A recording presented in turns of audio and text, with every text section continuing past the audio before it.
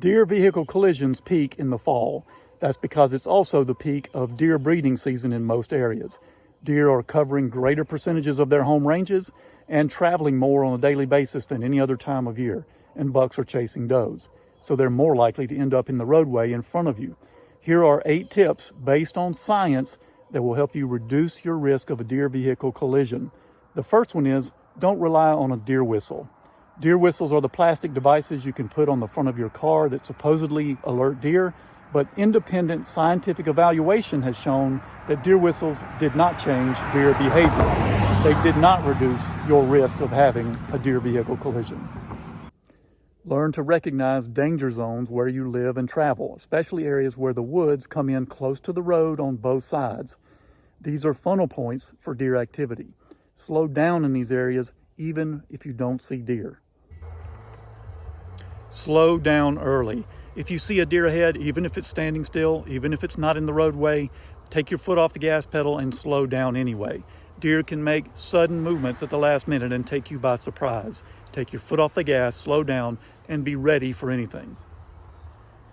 If you see a deer ahead in the roadway at night, blow your horn. Sometimes bright lights can disorient a deer. They're not sure exactly where the danger is, but their ears are designed to help them pinpoint the locations of sounds.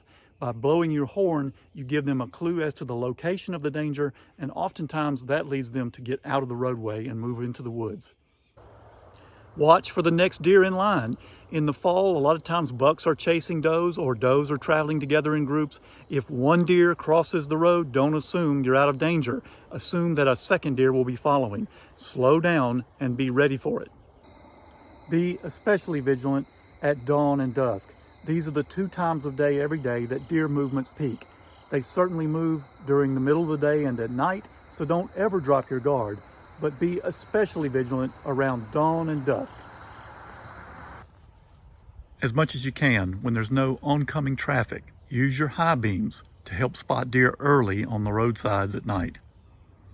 Even if you take all of these precautions, there still may be a time when a deer pops out at the last minute and a collision is unavoidable.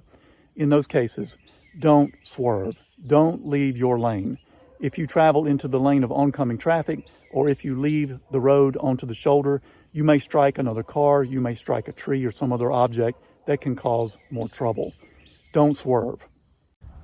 Please be safe out there on the roads this fall. And remember, the National Deer Association is a nonprofit educational organization. Hit the thanks button there in the bottom of your screen to support us today.